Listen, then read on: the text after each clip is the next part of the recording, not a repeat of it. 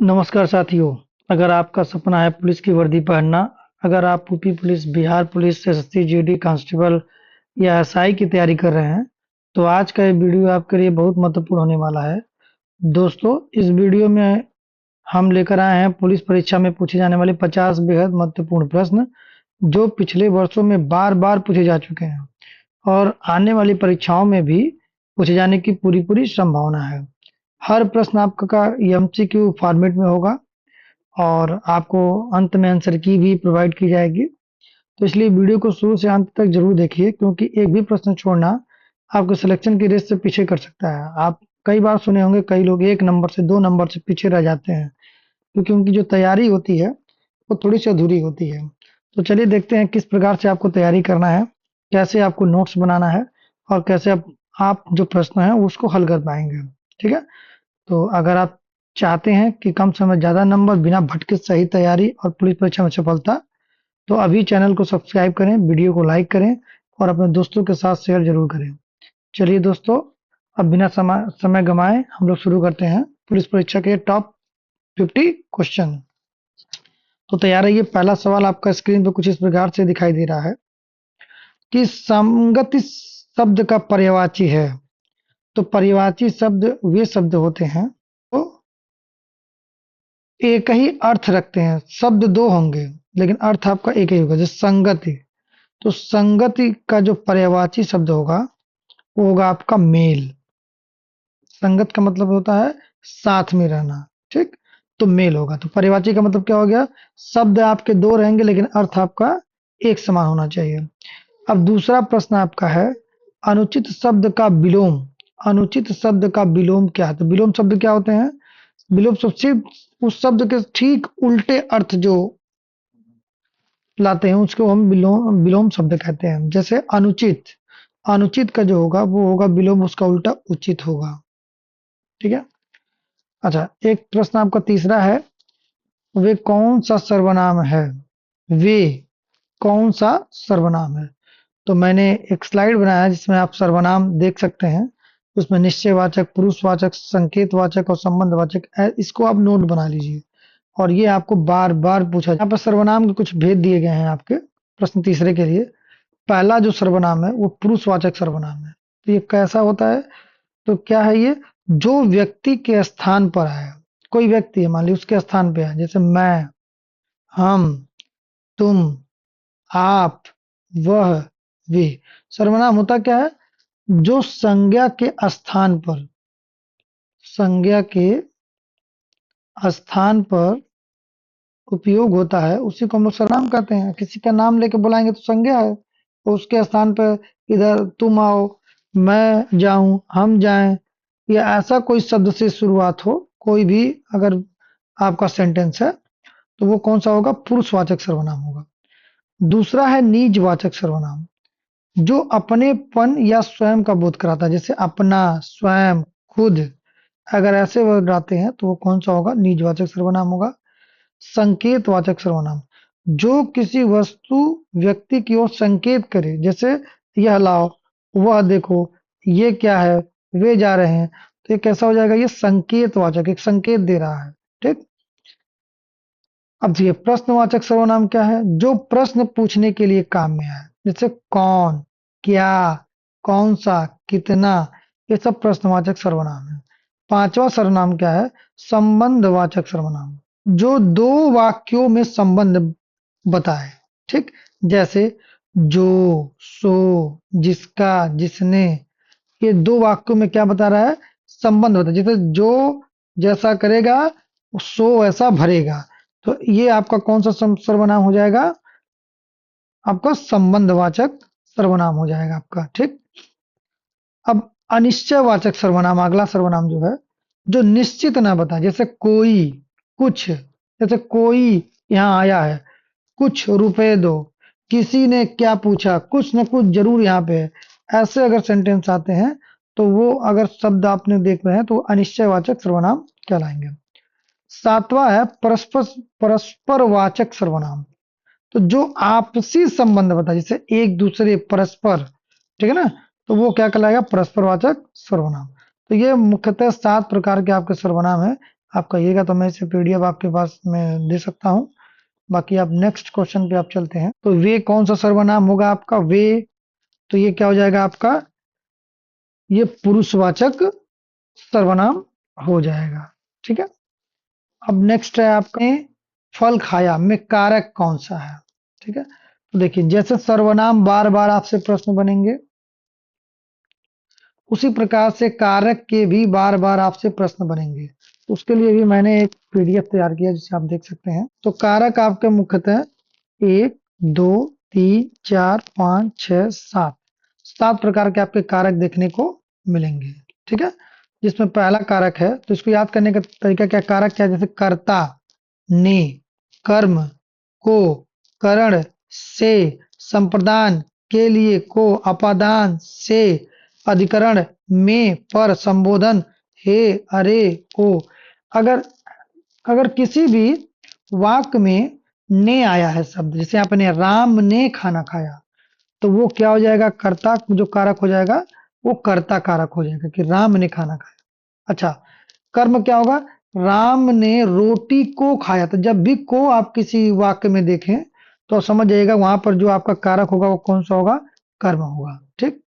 अच्छा, नेक्स्ट है आपका चाकू से काटा। से, यहाँ पर देखिए से आया। जब भी से आया तो वहां पर कौन सा आपका कारक होगा? तो करण कारक होगा।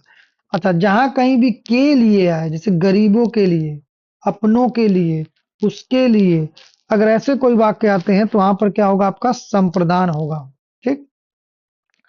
अच्छा, कोई भी चीज कहीं से कुछ अलग हो रहा है, जैसे पेड़ से पत्ता गिरा। ठीक है। जिससे यहाँ पर भी है, लेकिन यहाँ पर अलग नहीं हो रहा है। यहाँ पर से है, लेकिन यहाँ पेड़ से कोई भी चीज अगर अलग हो रहा है, पेड़ से पत्ता गिरा, तो वहां पर क्या होगा? अपदान होगा। अब देखिए, घर में बैठा, तो यहाँ पर क्या होगा? अधिकरण होगा। घर में अगर में आएगा तो अधिकरण। अब यहाँ पर संबोधन क्या होगा? किसी भी वाक्य में अगर हे आए, हे राम, ठीक है, इस तरह के अगर कोई वाक्य, हे, अरे, ओ, ये सब अगर आपके शब्द दिखाई दे रहे हैं, तो कौन सा कारण होगा? वो संबोधन कारण होगा। तो आप देख पा रहे हैं यहाँ पर, तो 7 प्रकार के आपके कारक हैं, और ये बार बार एग्जाम में पूछे जाते हैं। पुस्तकें शब्द में कौन सा वचन है? तो देखिए, अगर सिंपली आपका लिखा होता पुस्तक, तो ये एक वचन है, मतलब किसी एक की बात हो रही है। अब पुस्तकें, पुस्तकें का मतलब बहुवचन, बहुत सारी, बहुत सारी पुस्तकें। तो यहाँ पर एक वचन नहीं होगा, यहाँ पे क्या होगा? बहुवचन होगा। ठीक है। नहीं, सॉरी, द्विवचन नहीं, बहुवचन। सी ऑप्शन सही होगा। अब आपका नेक्स्ट है, सामान्य ज्ञान से भी कुछ प्रश्न आपके पूछे जाएंगे। तो सामान्य ज्ञान के प्रश्न कुछ इस प्रकार से आपके जो दिए गए हैं, मैं आपको पढ़ के बताता हूँ। तो पहला है आपका कि भारतीय संविधान लागू हुआ था। तो भारतीय संविधान लागू कब हुआ था? तो वो हुआ था 26 जनवरी 1950, और इसी दिन हम लोग गणतंत्र दिवस के रूप में मनाते हैं। ठीक है। 15 अगस्त 1947 को हमारा देश आजाद हुआ था। इसको हम लोग स्वतंत्र दिवस के रूप में मनाते हैं। 26 नवंबर 1949 को हमारा संविधान बनकर तैयार हुआ था। इसको हम लोग संविधान दिवस के नाम से मनाते हैं। 2 अक्टूबर 1950, अच्छा, 2 अक्टूबर क्यों खास है? तो 2 अक्टूबर गांधी जयंती मनाई जाती है। उत्तर प्रदेश की राजधानी क्या है? बहुत ही आसान प्रश्न है। इसका जो उत्तर होगा आपका लखनऊ होगा। अब देखिए, मौलिक अधिकार किस भाग में है? इसके लिए भी देखिए बहुत अच्छा ट्रिक है कि मैं आपको थोड़ा सा समय लूंगा, लेकिन आपके लिए हमेशा याद करेगा। तो देखिए, जब भी संविधान लिखा गया तो कई भागों में लिखा गया। ठीक। तो लगभग 22 भाग में संविधान को लिखा गया है। ठीक है। और इन भाग में होते हैं आपके आर्टिकल्स। ठीक है। इसमें होते हैं आपके आर्टिकल्स, इसको हम लोग हिंदी में अनुच्छेद भी कहते हैं। ठीक है। अब यहाँ पर मौलिक अधिकार किस भाग में है? तो भाग की बात कर रहा हूं, अनुच्छेद की बात नहीं कर रहा। तो अगर हम बात करें पहले भाग की, तो कोई भी संविधान बनेगा शुरुआत में, तो वो क्या देखेगा? सबसे पहले वो देखेगा कि उसकी कोई एक टेरिटरी होगी। ठीक है। जैसे भारत, मैं यहाँ पे मैप बना रहा हूँ, तो ये सबसे पहले डिसाइड होगा कि हमारी कोई टेरिटरी होगी। ठीक। अच्छा, कोई जमीन अगर होगी, तो ये भाग 1 में दिखाया गया कि कौन-कौन सी हमारी यहाँ पर जो भी सीमाएँ हैं किस प्रकार से होंगी। अच्छा, भाग 2 में जाते हैं, तो भाग 2 में क्या होगा? जब भी आप कोई ज़मीन लेते हैं तो वहाँ पे कोई रहता भी है, तो रहने का मतलब नागरिकता। तो अगर हम भाग 2 की बात करें तो वहाँ पर नागरिकता को डिफाइन किया गया है। अब नागरिक अगर बसेंगे तो उनके कुछ अधिकार भी होंगे, ठीक है? इस वजह से जो मूल अधिकार हैं, वो आपके भाग 3 में आ जाएँगे, ठीक है? तो सबसे पहले देखिए पहले लैंड्स आएगा, लैंड्स के लिए बनेगा आपका नियम। उस लैंड्स पे कुछ लोग जो है रहने के लिए आएँगे, तो वहाँ पर क्या होगा? नागरिकता, ठीक? उसके लिए कुछ नियम बनाए जाएँगे। जब नागरिक रहेंगे तो उनसे कुछ अधिकार भी होंगे। तो अधिकार जैसे मूल अधिकार, जब संविधान बना था तब ये 7 थे, इस समय 6 ही अधिकार रह गए हैं। एक अधिकार जो था संपत्ति का अधिकार, वो आपका हटा दिया गया है, ठीक है? अब बचता है आपका जब अधिकार मिल गया तो आपके कुछ कर्तव्य भी होते हैं, ठीक? तो हम उसी मौलिक अधिकार की बात कर रहे हैं। तो जो मौलिक अधिकार या मूल अधिकार है, वो कहाँ पे आपका है? तो भाग 3 में आपका है। तो ये राइट आंसर हो जाएगा। भाग 4 में आपका, भाग 2 मैंने बता दिया कि नागरिकता है। भाग 4 में आपका डीपीएसपी है। DPSP directive principle of state policy या नीति निदेशक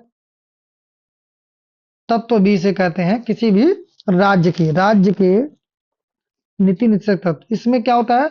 इसमें आपका आपका जो है, जो भी आपके नेता जो चुन के आते हैं, उनके कुछ कर्तव्य होते हैं। जैसे मूल सुविधाएं किसी भी नागरिक को जो मिलनी चाहिए, उसके बारे में लिखा हो जाता है। लेकिन ये इनके लिए कोई जवाबदेही नहीं होती है कि हाँ ये इस चीज को कर रहे हैं कि नहीं कर रहे हैं। जैसे बिजली हो गया, पानी हो गया, स्वास्थ्य हो गया, ठीक? तो ये सब मूल सुविधाएं हैं कुछ, जो एक नागरिक को चाहिए ही चाहिए। इसके लिए आपका भाग 4 में बनाया गया है, directive principle of state policy. अब हम भाग 5 की बात करते हैं, तो आप कमेंट में बताइएगा कि भाग 5 में क्या लिखा गया है आपका, ठीक है?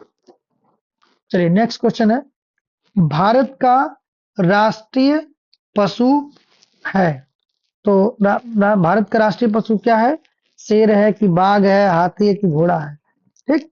तो मैं आपको यहाँ पे कमेंट में लिखने के देता हूँ कि घोड़ा तो हाथी नहीं है। अब बताइए शेर है कि बाघ है, ठीक? इसको कमेंट में लिखिएगा। ये बहुत ही आसान प्रश्न है। अब है लोकसभा का कार्यकाल होता है। तो देखिए भैया, लोकसभा का जो कार्यकाल होता है वो होता है आपका 5 वर्ष, ठीक है?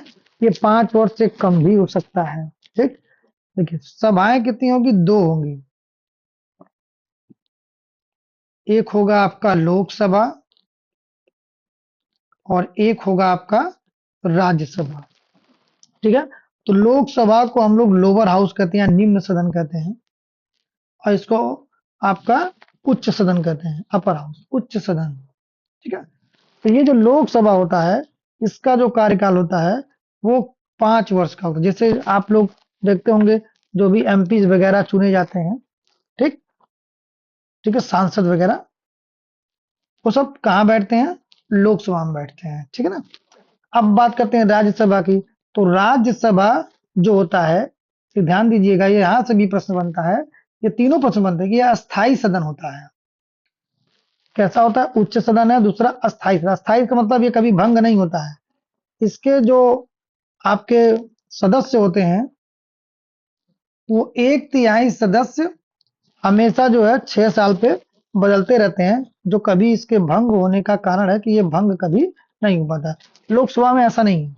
अगर किसी भी पार्टी के पास पूर्ण बहुमत अगर नहीं है, मेजोरिटी में नहीं है, तो ये कभी भी भंग हो सकता है। जैसे इस समय जो सरकार बनी है, बीजेपी की गवर्नमेंट, वो लगभग 240 वगैरह वोट पाई है, जबकि पूर्ण बहुमत के लिए 270 या 72 का आंकड़ा पार करना होता है।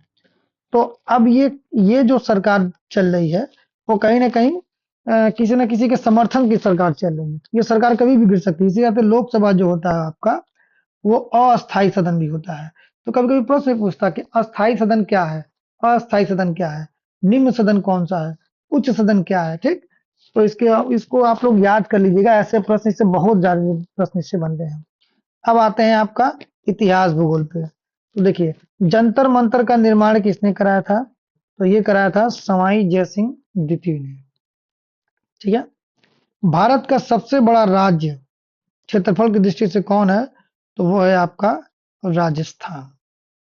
ठीक है। मानव शरीर का सबसे बड़ा अंग कौन सा है?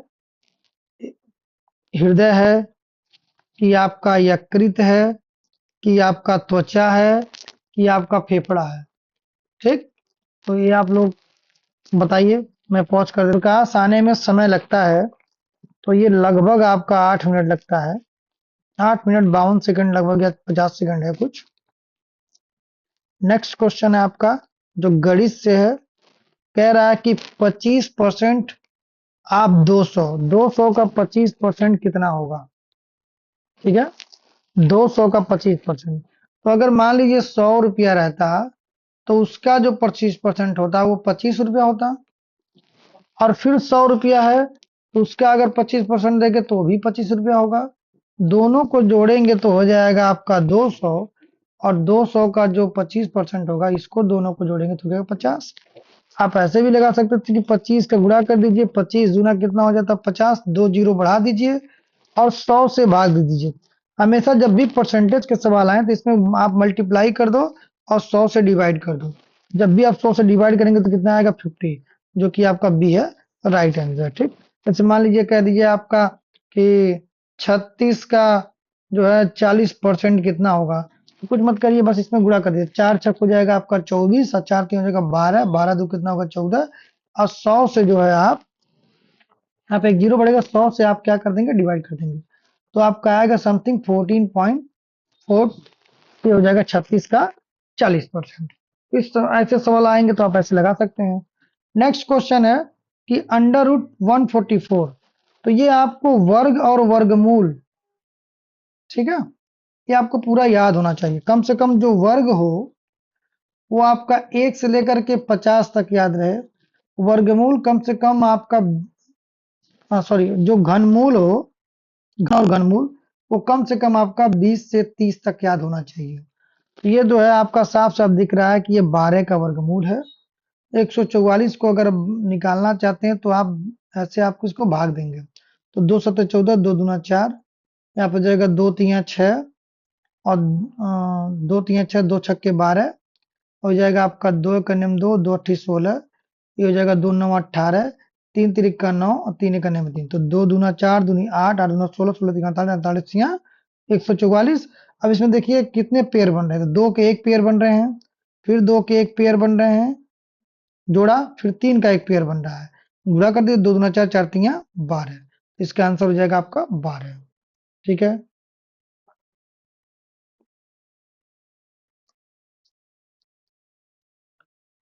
नेक्स्ट क्वेश्चन है आपका, 15 में 8 का गुणा करना है तो 15/120। हालांकि इतने आसान प्रश्न नहीं आएंगे। अब आपका नेक्स्ट है आपका कि 1/4 80 का 1/4 भाग कितना होगा? मतलब सिर्फ सब की 80 को 4 भागों में बांटे, का मतलब तो गुड़ा, तो 80 गुड़े में 1 हो जाएगा 4, और ये जाएगा 4 दूना 8, 4 दूना 0, तो जाएगा आपका 20। ये सवाल आते हैं, ये मत सोचिएगा कि इतने आसान सवाल हैं, ये सवाल आते रहते हैं और ये मेरिट को डिसाइड करते हैं। अब है आपका कि 100 में से 37 घटाया जाए, तो ये तो ऐसे सवाल नहीं आएंगे, लेकिन आप अगर 100 में से 37 घटाएं तो उसको कम समय में कैसे घटाएंगे ये आपको सोचना चाहिए। जैसे 100 में से आप 40 घटा दो तो कितना आएगा? आपका 60 आएगा। आपने 3 अधिक घटा दिया, 3 इसमें जोड़ दो तो कितना हो जाएगा? आपका 63। ऐसे सवाल को इस तरह से आप हल कर रहे हैं। अब है आपका रीजनिंग। कह रहा 2 के बाद आपका 4 आ रहा है, 4 के बाद 6, 6 के बाद 8। देखिए प्रश्न मैंने बहुत ही सिंपल रखे हैं शुरुआत में, अगर आप वीडियो में बने रहेंगे तो आपके और भी अच्छे अच्छे प्रश्न मिलते रहेंगे। तो 8 के बाद क्या आएगा? तो यहाँ पर देखिए सब में दो दो जुड़ रहा है, तो 8 के बाद क्या आएगा? 10 ही आएगा। अब देखिए कह रहा है कि विषम चुनिए, मतलब भिन्न जो है, 2 है, 3 है, 5 है, 9 है। तो जो आप शुरुआत के जो 3 ऑप्शन देख रहे हैं, ये सभी जो हैं अभाज्य संख्याएं हैं। ठीक है। तो आपको कहीं ना कहीं जो नंबर सिस्टम वो तैयार होना बहुत ही जरूरी है। अगर आपका नंबर सिस्टम सही नहीं है तो मान के चलिए आपके ऐसे सवाल छूट जाएंगे। तो दो, तीन, दो, तीन, पांच, ये सभी कैसे हैं? ये अभाज्य संख्या है। 9 देखिए भाज्य संख्या है।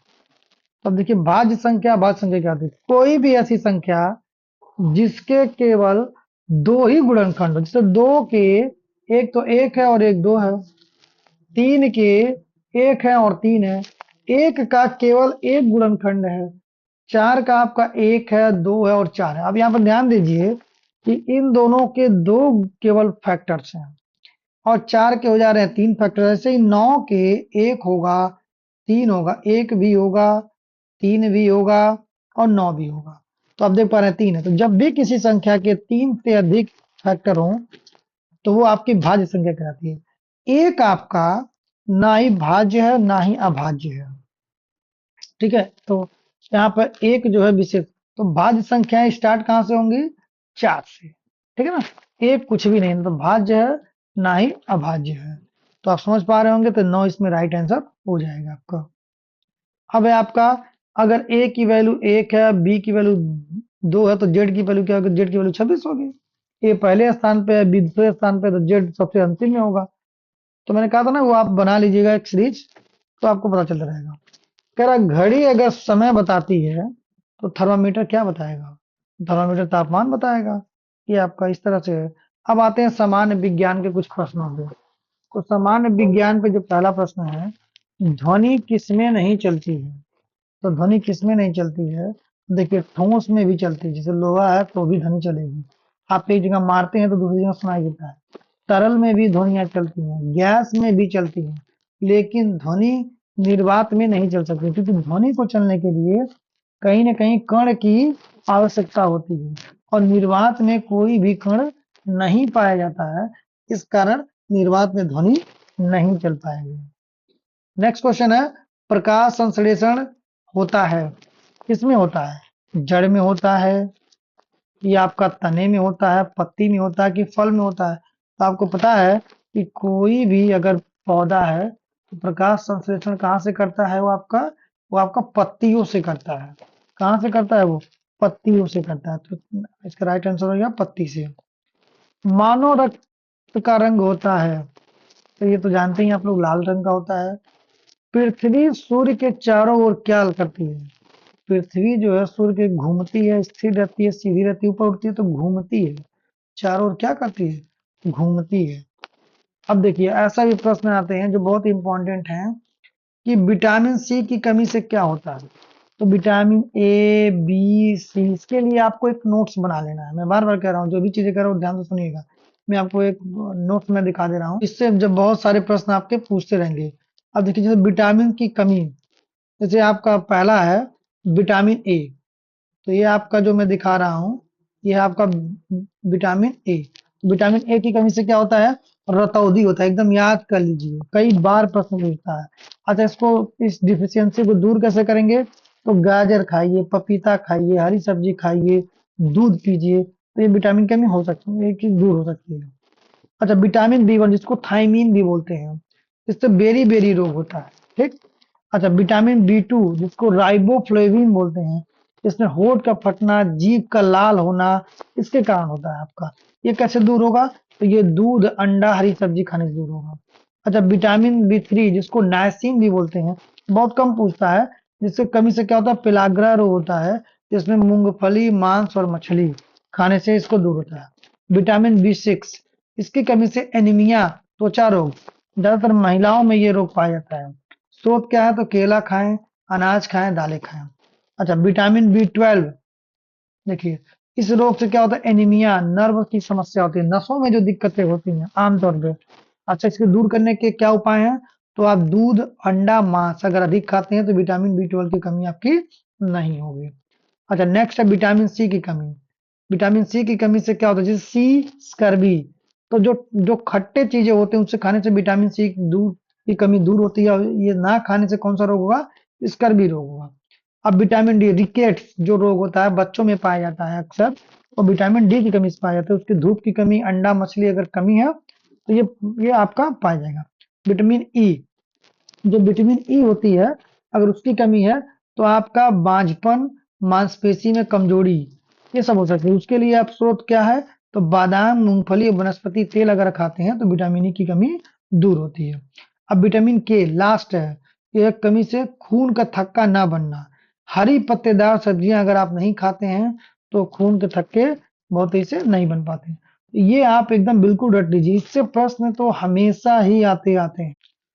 तो विटामिन सी की कमी से क्या होती है, सी मैंने कहा स्कर्वी, स्कर्वी होती है आपकी। नेक्स्ट है आपका जो करंट अफेयर से हैं, प्रीवियस ट्रेंड बहुत पहले पूछे भी जा चुके हैं, तो ये अभी नहीं पूछेंगे, लेकिन इस टाइप के प्रश्न बनते हैं। वो आप ये अंदाजा लगाइए कि उस समय क्या प्रश्न, जैसे भारत के वर्तमान राष्ट्रपति तो इस समय कौन है, तो द्रौपदी मुर्मू जी हैं।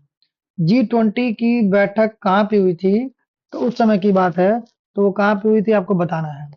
संविधान दिवस कब मनाया जाता है, तो मैंने अभी जस्ट बताया था कि 26 नवंबर को संविधान दिवस मनाया जाता है, क्योंकि उसी दिन हमारा संविधान बनकर तैयार हुआ था। आपको जितने भी दिवस हैं वो कहीं ना कहीं गूगल करके नोट्स कर लेने हैं, एक तो एक प्रश्न यहाँ से आ ही जाते हैं। 26 जनवरी गणतंत्र दिवस है, 15 अगस्त आपका स्वतंत्र दिवस है, 2 अक्टूबर गांधी जयंती। मेक इन इंडिया किससे संबंधित है, तो ये है आपका उद्योग से। ठीक है। भारत की संसद में कितने सदन हैं, तो मैं अभी बता चुका हूं, भारत की संसद में 2 सदन हैं, एक उच्च सदन और एक निम्न सदन, इसको लोकसभा और राज्यसभा भी कहते हैं। अब कुछ मिश्रित प्रश्न हैं आपकी पूछ जाएंगे। अच्छा, भारत का राष्ट्रीय खेल क्या है, तो भारत का राष्ट्रीय खेल हॉकी है। जनगण मन किसने लिखा, ठीक है, तो जनगण मन क्या है, हमारा राष्ट्रीय गीत है, और किसने लिखा था, रविन्द्रनाथ टैगोर। रविन्द्रनाथ टैगोर ने 3 देशों का राष्ट्रीय गीत लिखा है, इन्होंने बंगाल का भी लिखा है, श्रीलंका का भी लिखा है। ठीक है। 10 का 10%, मैंने अभी बताया जब भी का वाले प्रश्न आते हैं तो आप कैसे हल करेंगे। का को यहाँ पे गुणा लगाएंगे, यहाँ पे हो जाएगा 100, तो यहाँ 100 से देंगे भाग तो मिलेगा आपको 1। तो 10 का जो 10% होगा वो कितना होगा, 1 होगा। Which is a prime number, prime number का मतलब क्या होता है, अभाज्य संख्या। अभाज्य संख्या कौन है, मैंने अभी बताया, जैसे 4 है तो 4 के 1 है, 2 है और 4 है, 3 फैक्टर्स हैं। 6 है तो 6 के भी आप देख पा रहे हैं, 1 है, 2 है, 3 है और 6 खुद है, 4 फैक्टर हैं। 9 है, 1 है, 3 है, 9 है, यहाँ पे कितने फैक्टर हैं, 3 फैक्टर हैं। ऐसे जो 7 है, 7 के केवल 2 ही फैक्टर, मैंने बात बताऊं, किसी भी संख्या के अगर केवल दो से ना तो ज्यादा और ना 2 से कम अगर है, तो वो कौन सा नंबर है, वो अभाज्य संख्या है, जिसको हम लोग प्राइम नंबर भी बोलते हैं। तो 7 क्या है यहाँ पे, राइट आंसर है आपका। फिर अब भारत का राष्ट्रीय फूल क्या है, तो जो भारत का राष्ट्रीय फूल है वो बताइए, आप लोग जानते हैं कमेंट में, आजकल उसी की बहार है। ठीक है। अंतिम 10 प्रश्न जो हैं आप ध्यान से देखिए, जो इस प्रकार से हैं आपके, कि 14, 28, 42, तो 14 दूनी 28, 28 दूना 42, तो 42 का दूना कर दीजिए, आपका आंसर मिल जाएगा। तो 42 का दूना क्या होगा आपका, तो 42 का दूना होगा आपका 84। नहीं देखिए, नहीं सॉरी, क्या जुड़ा है, 14 इसमें जुड़ा है, इसमें फिर 14, 8 4 12, 2 1 3, अरे 14 14 जुड़ रहा है इसमें, तो हो जाएगा आपका 5 और 6 56, तो ये आपका राइट आंसर हो जाएगा 56। अच्छा, पेन से अगर लिखने का काम करते हैं तो चाकू से कौन सा काम करेंगे, तो चाकू से करेंगे हम लोग काटने का काम करेंगे। संविधान सभा के अध्यक्ष थे तो कौन थे, संविधान सभा के जो अध्यक्ष थे वो थे डॉक्टर राजेंद्र प्रसाद थे। भारत का सबसे लंबा दिन कौन सा है, तो देखिए इसके लिए भी मैंने एक चार्ट बनाया है, जो आप देख सकते हैं। सबसे लंबा दिन, इसका आंसर जो है वो 21 जून है। सबसे छोटी रात, इस सब के लिए आप ये 15 अगस्त और 26 जनवरी आपका रॉन्ग आंसर है, इसको आप इसे काट दीजिएगा, इसी दोनों में से है। तो ये सबसे लंबी रात है, ये सबसे लंबा दिन है। अच्छा ये भी है, जो सबसे लंबा दिन होगा उसी दिन सबसे लंबी रात भी होगी, सबसे लंबी रात। तो सबसे लंबी रात पूछेगा तो 21 जून को। भारत में सबसे लंबा सबसे छोटा दिन रात की जो तालिका है, सबसे लंबा दिन कब होगा, 21 जून को। दिन सबसे बड़ा, रात सबसे छोटी उस दिन होगी, विशेषता यह है। सबसे छोटी रात कौन सी होगी, तो भी 21 जून को होगी। जिस दिन लंबा दिन होगा उसी दिन छोटी रात होगी। अच्छा, नेक्स्ट है आपका सबसे छोटा दिन।